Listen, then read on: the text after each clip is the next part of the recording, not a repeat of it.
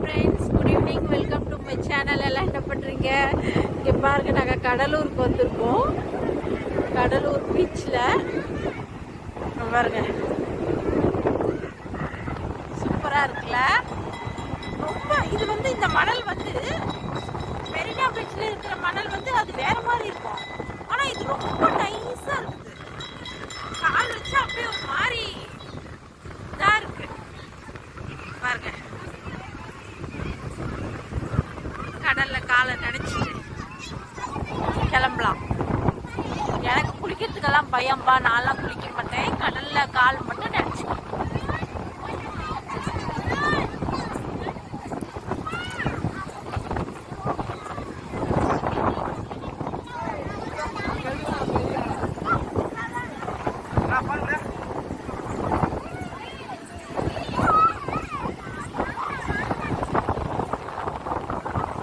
பெரிய பையனுக்கு தான் ரொம்ப பயம் கடல்னா.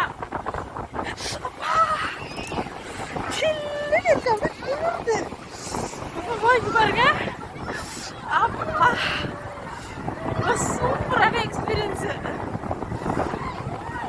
ரொம்ப நல்லா இருக்கு.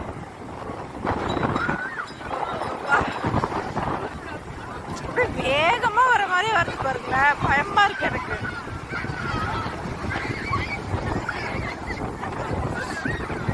அப்பா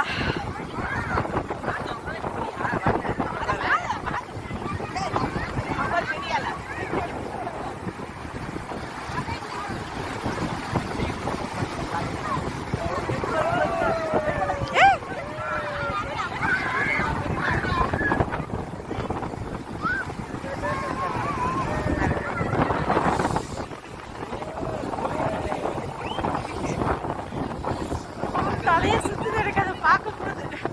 பயமா இருக்கு ரொம்ப.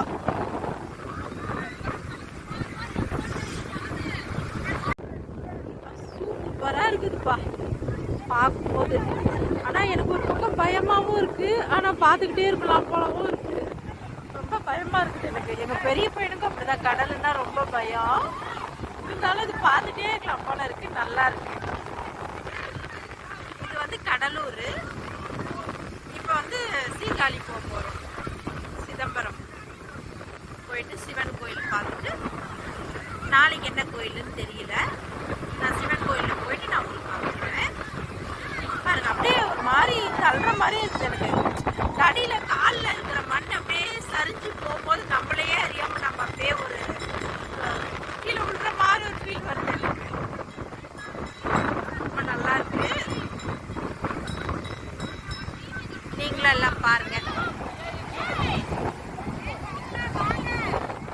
ஓகே ஃப்ரெண்ட்ஸ், அடுத்தது எங்கே போகிறோன்னு காமிக்கிறேன். அவ்வளோதான், கிளம்ப போகிறோம். டைம் ஆயிடுச்சு. Okay bye. அடுத்த வீடியோவில் சந்திக்கலாமா? வெயிட் பண்ணுங்க.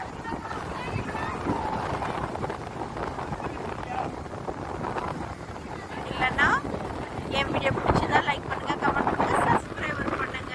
Okay bye.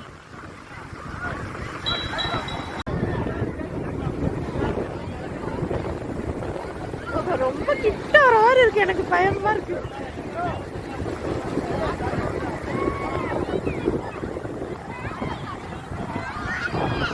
கடவுளோட படைப்புல இதெல்லாம் எவ்வளோ ஒரு அற்புதம் பார்த்தீங்களா? அப்படியே வானமும் அந்த தண்ணியும் எவ்வளோ ஒத்துமையா இருக்க மாதிரி இருக்கு பாருங்க. பார்க்கும்போது நம்மளுக்கு எவ்வளோ ஒரு அதிசயத்தெல்லாம் கடவுள் உலகத்துல படைச்சிருக்கான். அதே கடவுள் தான் இந்த பாலா போன மனுஷனையும் படைச்சிருக்கான். மனுஷனோட புத்தியை ரொம்ப கேடுகெடுத்தனமா படைச்சு வச்சுட்டான். கடவுள் நல்லா தான் படைச்சிருக்கான். ஆனா நம்மளோட சூழ்நிலை, நம்மளோட சுற்றுச்சூழல், இந்த மாதிரி எல்லாம் ஒரு சில விஷயங்கள் மனுஷனுங்களை அரக்கனாவே மாத்திடுச்சு வர வர.